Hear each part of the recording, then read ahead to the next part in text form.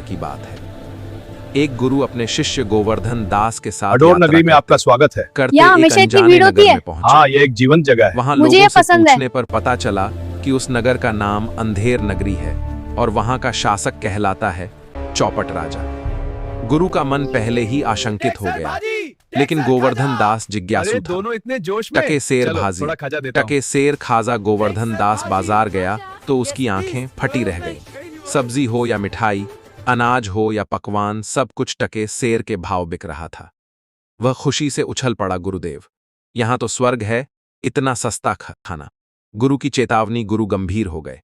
उन्होंने कहा, वत्स, जहां अच्छे और बुरे, सस्ते और महंगे में फर्क न हो, वहां बुद्धि का नाश हो जाता है। ऐसी जगह रहना खतरनाक है। गुरु वहां से चले गए, लेकिन लालच में फंसा गोवर्धन दास वहीं रुक गया। अंधा न्याय। कुछ दिनों बाद एक दीवार गिरने से एक बकरी मर गई।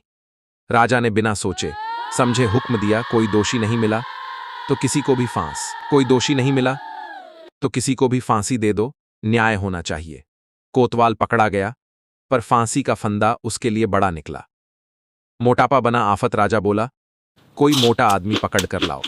सिपाहियों को याद आया, एक साधु है जो रोज टके शेर खाता है, और यूं गोवर्धन दास पकड़ा गया। गुरु की चतुराई। मृत्यु सामने देखकर गोवर्धन दास को गुरु याद आए। गुरु आए और राजा से बोले। फिर गुरु और शिष्य आपस में झगड़ने लगे, मुझे फांसी दो। नहीं, मुझे। राजा चौंका और कारण पूछा। गुरु बोले, महाराज, इस शुभ मुहूर्त में जो मरेगा वह सीधे स्वर्ग जाएगा। चौपट राजा का अंत। स्वर्ग का नाम सुनते ही मूर्ख राजा बोला, तो पहले मैं ही फांसी चढ़ता हूं।